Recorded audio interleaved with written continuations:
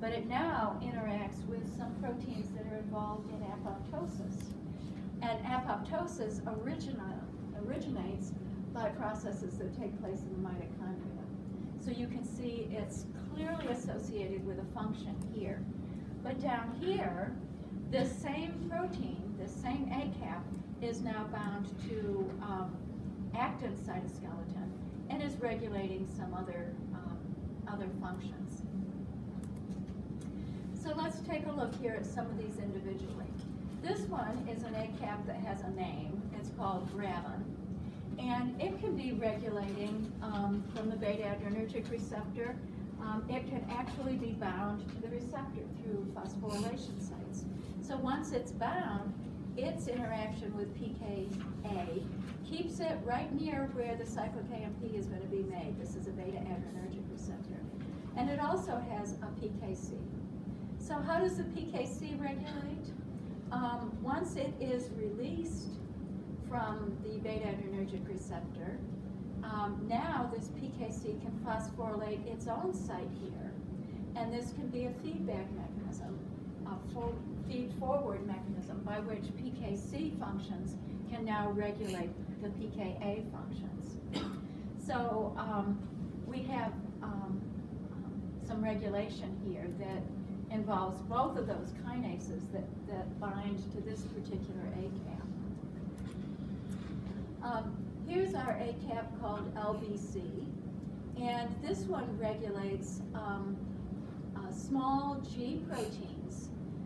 Now, small G proteins are GTPases, just like your alpha subunit, but they're about half the size because the only part of these G proteins that's left does not include that helical domain that was part of your alpha subunit for heterotrimeric G proteins.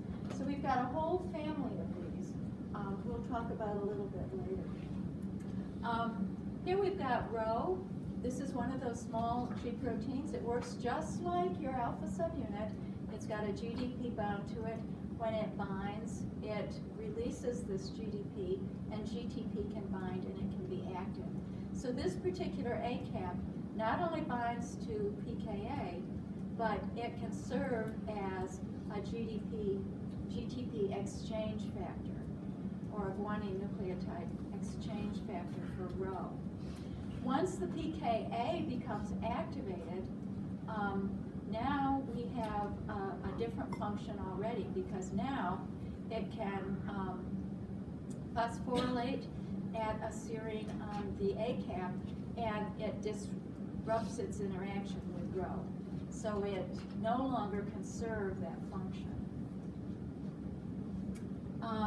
Here we've got one that binds to another protein kinase called protein kinase D. So we can have a series of events that our PKC phosphorylates here and can regulate that binding. And then when the PKA phosphorylates, it causes the release of the PKD that's already been phosphorylated by the PKC. So I think you're getting the picture that you can have multiple signaling pathways that can now be generated as these kinases not only provide their function to phosphorylate their substrates, but now can be regulating and coordinating with some of the other kinases. Here's our Wiskott-Aldrich. There's a domain on here for binding to other proteins. The one that has the protein that was discovered first was called groprolin, so we call this groprolin homology, and that's what the V stands for here. So this assembles complexes, and depending on whether you're working with the mitochondria or whether you're working with the actin cytoskeleton, the role is going to be somewhat different. So I'm going through this kind of quickly, but you're getting the picture now that we can have different kinds of binding. This one is for neurons. It's binding to one of the PSD-like proteins that has PDZ domains on it. So these little PDZ domains have a function that they can interact with this ACAP 79/150. Now when you see a slash after a name and then another name, that means that there were two different kinds of laboratories studying something. One of them named it one way and another one named it another. And the reason you've got two different molecular weights here is that one was found for mouse and the other one was found for human. But it's a homologous protein. Yeah? Should we focus on each of these, like ACAPs and examples, or just like the general gist of? I think right now you want to get your generalizations. Okay, you want to know what it is when I say a PDZ domain. You want to know what it is when I say a Plexner homology domain. Okay? Now, if you want to memorize all of this, you can probably do that. But on the other hand, you probably want to think in terms of where it fits into what you already know and why it might be useful. Now, you might be more interested in why it might be useful in developing drugs. So if you begin to think about this, then it begins to make a little more sense in your brain. So, on the other hand, you might want to go back and look up Wiskott-Aldrich disease and find out a little bit more about it and how this might be useful for you. So, you know, if you looked up a disease because that's what you're interested in, then you can find out why this protein was discovered in the first place and what some of the problems are once you have a dysfunctional protein. Okay, so now some of these domains. So now we're getting down to the Legos. The Legos have little circles, the Legos have little squares. You put the squares together with other squares, you get a complex. If you try to put a square together with a circle, it's not going to work. Okay? That's the complex. What we've got first we're going to talk about is PDZ domains. That stands for the 3 proteins that this was first discovered in. But we now know there are hundreds of proteins, but they were named after the first 3. So here we have one postsynaptic density 95. And I've talked to you about that before as an example. That's a protein that holds together the NMDA receptors and nitric oxide synthase and actually guanylyl cyclase has a binding site on there too because it's got 3 of these PDZ domains. So we can hold 3 proteins together. The idea is that they need to be together so that they can function sequentially. Discs large, zona occludens. Zona occludens, does anybody know what that is? When you've got endothelial cells and they need to be stuck together, and you need to get things that go from one cell to the other, or between the 2 cells, you've got 2 zones that have proteins that hold your endothelial cells together. Your endothelial cells form a nice long brick wall, right? You know what an endothelial cell does functionally? Let's say inside the vasculature. It allows movement of things through them if they're penetrated, or Right. provides functional protective wall. Right. So if you want to get things through, you've got a zona occludens. And the proteins that hold that together have PDZ domains. So here's our little Legos. Here's our PSD95, PSD93, SAP102, SAP97. They're all part of the very same family. And these little purple round circles here are the PDZ domains, if you want to look at them in a bigger picture kind of way. Yes? Sorry to interrupt, but is this still the review that you said would happen at 10, or is this just lecture now? We're going to talk about receptor tyrosine kinases in a few minutes. Oh, okay, so that's the Okay. lecture for today. Yes. So this isn't the lecture for today. Okay. Well, it is if you want to know what I'm talking about. Right. No, I So just. it's like this is the continuation. Yeah, Right. this is a continuation. So we've okay. got SH3 domains right here, and they're going to bind to another signal. You can see if we've got domains that we can actually interact here in our PSD system with 3 different kinds of proteins that would all have ligands. So, you know, again, you're thinking in terms of a receptor and a ligand. So a ligand is going to bind to the receptor. So those proteins that can bind to one of these domains is what we call the ligand. So you're doing protein-protein interactions now. What you thought about when you were doing your receptor binding was maybe a little small molecule like a hormone. Now we're talking about protein-protein interactions. So what I'm going to show you in a minute is what those ligands look like on the proteins. Here we've got some turquoise bars. These are guanylyl kinase domains. Actually, they're not functional kinases, but they're domains that can interact with other proteins. So you can begin to get the picture here that virtually all of these proteins have a domain that can bind to other proteins. And the purple ones are the PDZ domains, but some of the others are going to be binding by other mechanisms. And right now you can see down here, the other one we're going to talk about today is phosphorylated tyrosine binding domain. And there's one right here on this protein. So some of these proteins you'll probably recognize right now. Here's our zona occludens that had 3 of these PDZ domains, but it has some other domains as well.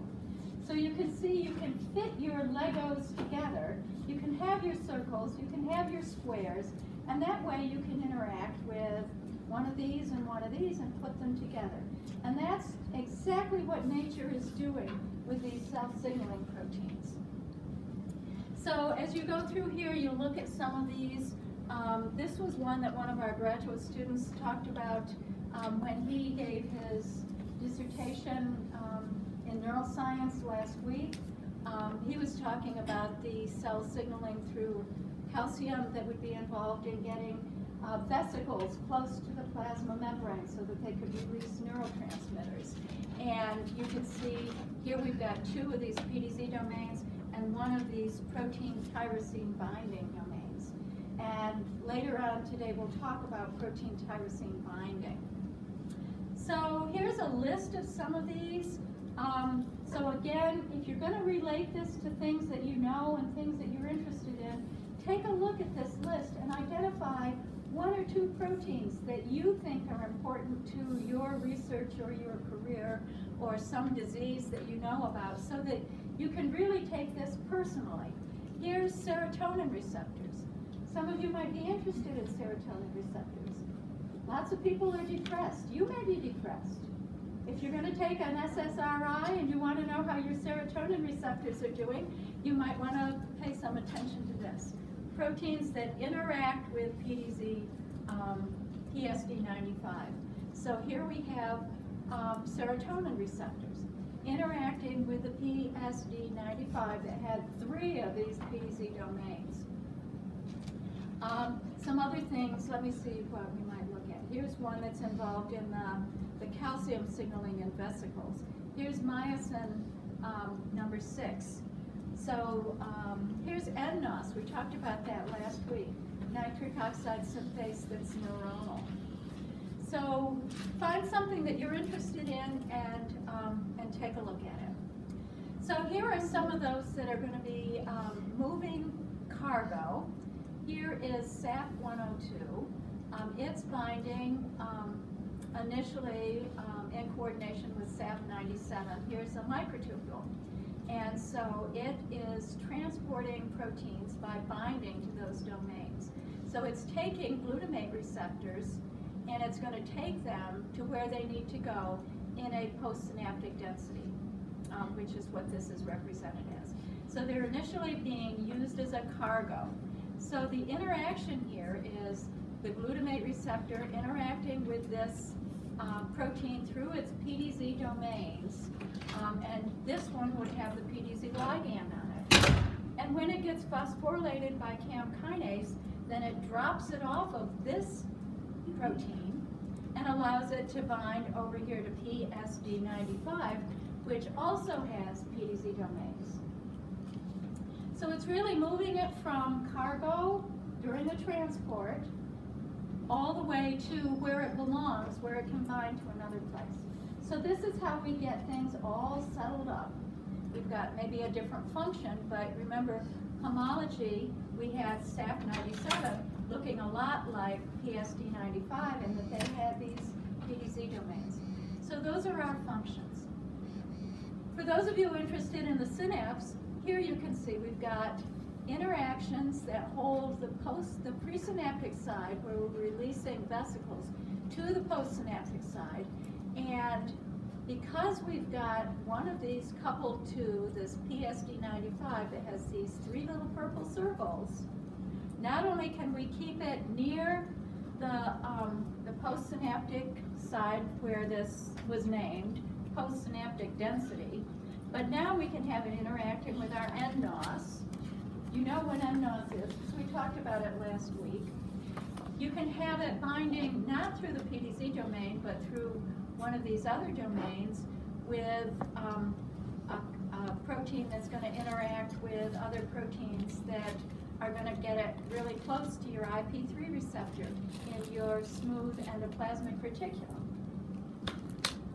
So you see, if you stare at a diagram like this for a while, you can see how the things we've already talked about can now be assembled together and can actually work together. So here we've got our PSD95s are dimerized, not through the PDZ domains, but through some other domains that can hold them here in the plasma membrane. And in the meantime, they can interact with other proteins. Here's one of these ACAPs, the ACAP79. That's not binding through the PDZ domain system, but it's binding through, we have to go back and look to see what those other little circles were.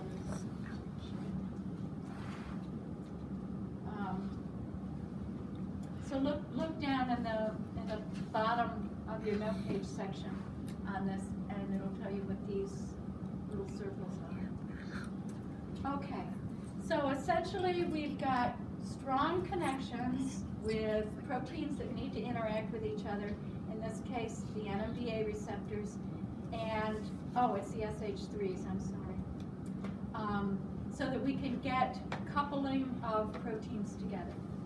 Now, what does this look like? This is on the presynaptic side. You can take a look at that. So, so when you look at this molecularly, the PDZ domain itself is some helices, some beta-pleated sheets, but the ligand is the last 5 amino acid residues on the C-terminal of the protein that binds to the PDZ domain. So this is our PDZ domain. It's all twisted up. It's not anything you need to memorize.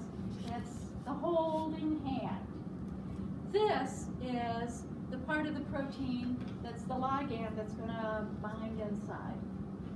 And it's a very, very simple interaction in that you've got, now the amino acids are numbered backwards, 0, -1, -2, -3, -4.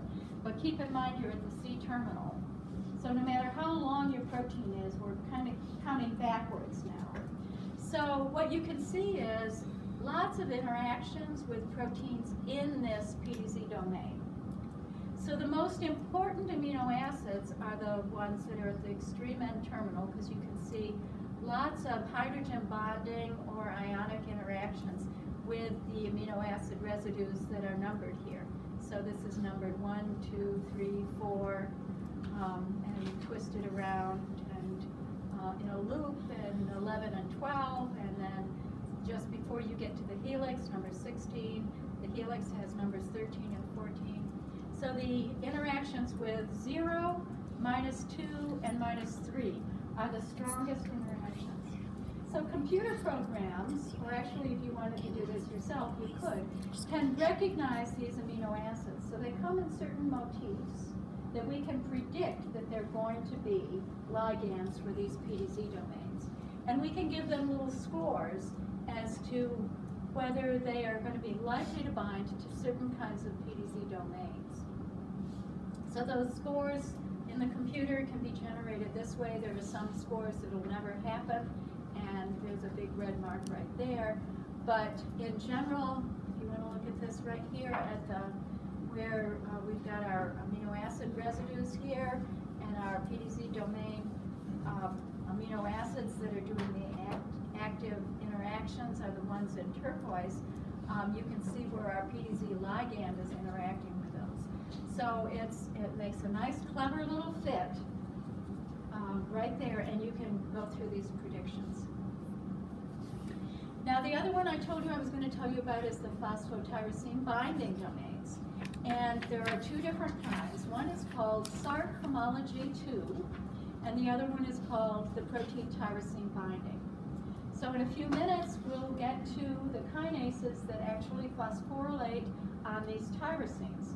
So this is how proteins regulate and recognize them. So they regulate and recognize something that has a phosphate on a tyrosine. So the first one is our phosphotyrosine binding domain, and they call these PTB domains. And here you can see some usefulness of this. This is our complex of a tyrosine kinase receptor that we'll talk about in a minute. But you'll see it's got all of these proteins bound around it. And they're called into place because they can interact with the tyrosines that have already been phosphorylated. And then they are the complexes that are going to go on and do the signal transduction. Here's one that is from interacting with the cytoskeleton. Here are some that are involved in endocytosis processing. And they're all going to be working through a phosphorylation and a phosphotyrosine. So again, pick out one of these that you think is important for you to remember and use it as a prototype. So here are some examples of some phosphotyrosine binding domains. So these are going to be binding to proteins that have a phosphotyrosine on them.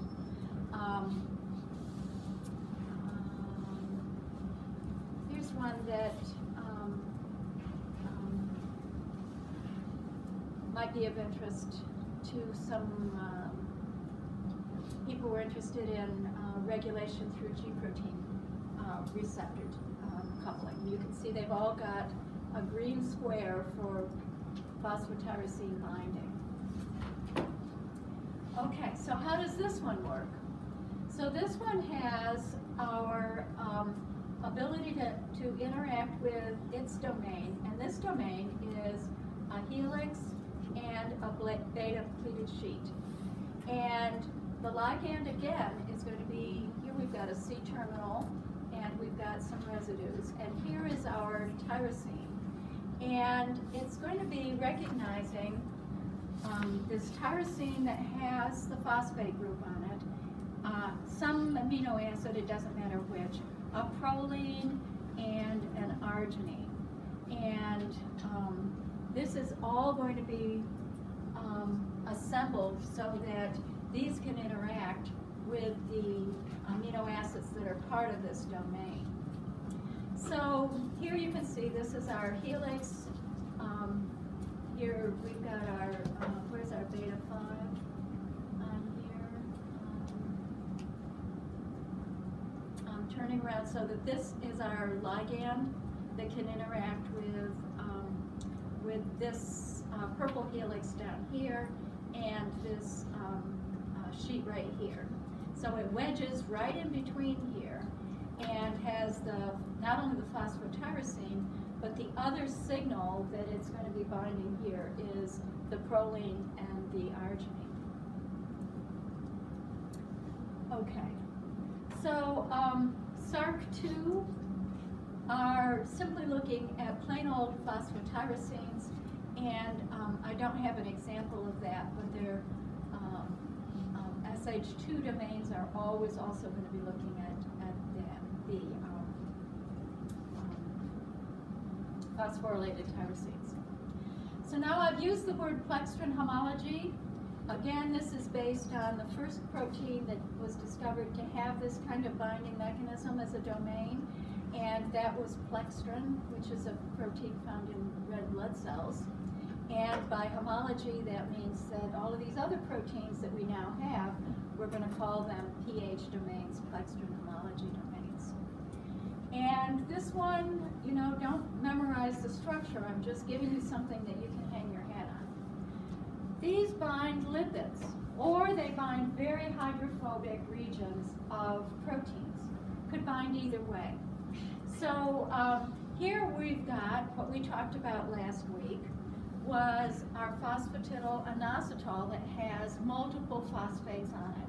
And remember, I told you those were signals for binding cytosolic proteins to get them to come to the membrane. So here we have our phospholipid. Here's our phosphate head group on our inositol. Here's our two acyl chains in the membrane.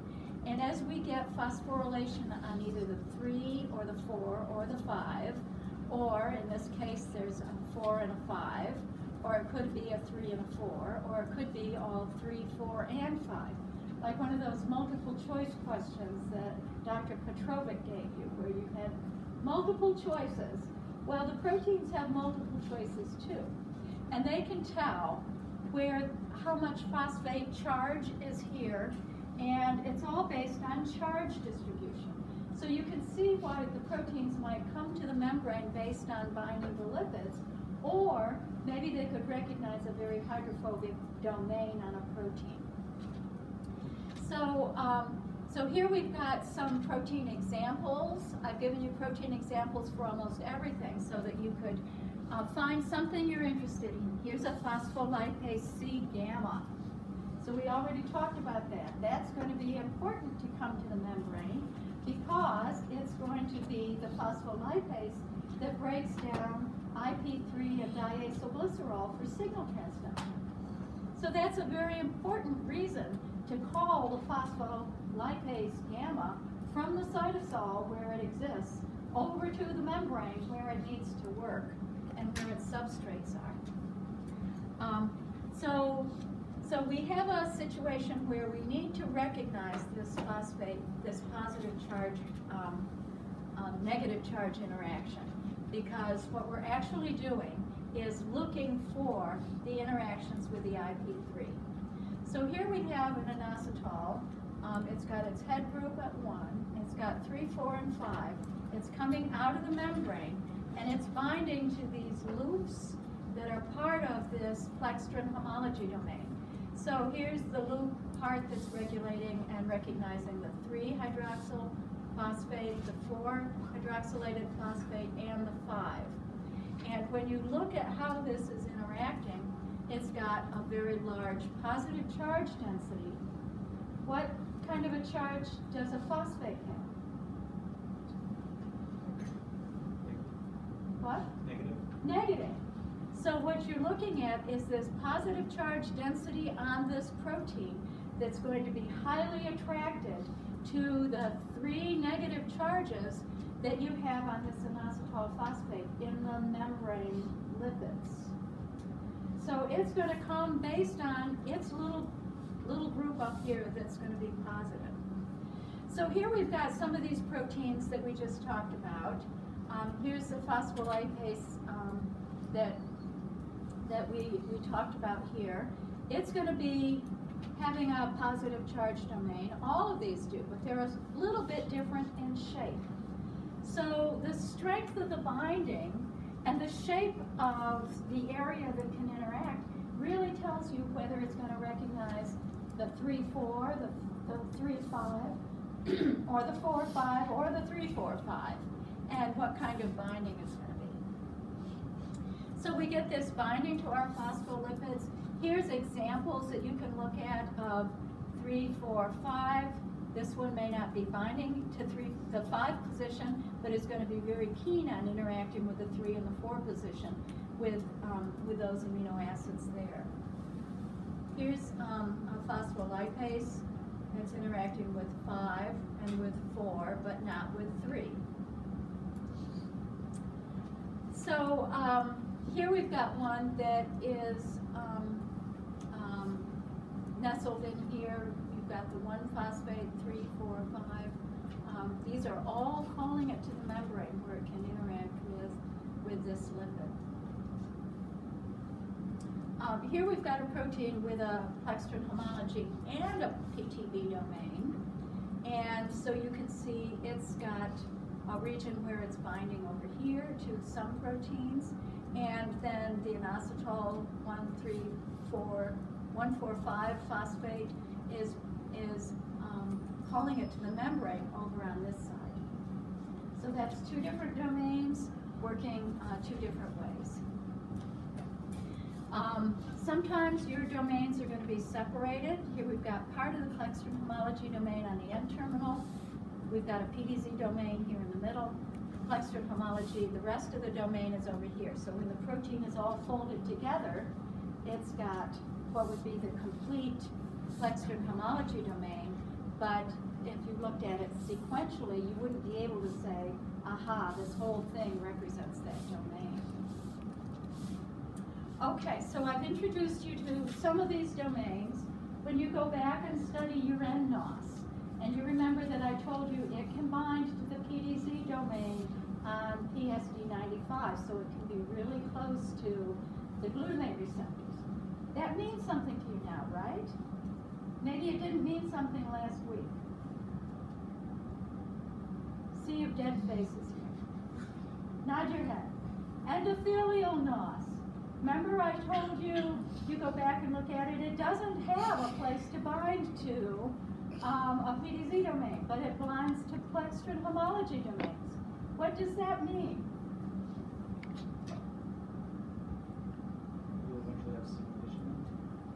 It means that it was cytosolic, and when it got ready to bind to the membrane, it was in response to these Plextron homology domain lipids that we just talked about. So the lipids get phosphorylated, and now the nNOS can come to the plasma membrane, where it can be combined with other proteins that may be bringing in the calcium that's needed for the calcium regulation. So this is how we all interact. Now, I'm going to give you 10 minutes to do something entirely different, because we had a couple of emails that some people, here you can start writing your name on that as to who's here. We had some people that thought that there wasn't enough time on the exam last time. So I'm going to pass these around. You've got 10 minutes. Put all your notes away. Wait. To put any extra notes that you want to give to Ron Chen about Ron Chen's essay. Hers was the only one that we had the essay on last time. So you've got 10 minutes to add any extra little notes that you want to give to Ron Chen for up to 4 points of credit on her talk, or on her question. Where is she? She's hanging outside. She's giving us extra time on the test. Yeah. For Only on Chen's the question. design and mechanism. Okay, close your You gotta do it now. What if you've already finished it? We have to redo it? if you don't want to do this, you don't have to. I think it's just extra But stuff. if you didn't have time to finish her essay, and you want to jot a few more notes for her on this essay, you can do it in the next What? Oh, she's still got the ones that you had written. She said that you didn't finish it because you thought you didn't have enough time. But why pick one question though? What about all the rest of the questions on the test? I jump around on my exam.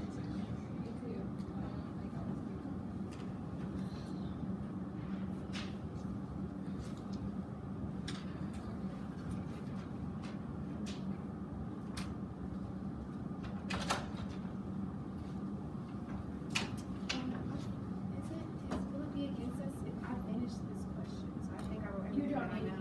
Okay, that's all right. You don't need to do that. Thank you. Now the math portion? Yeah. But thank you. I'm sorry.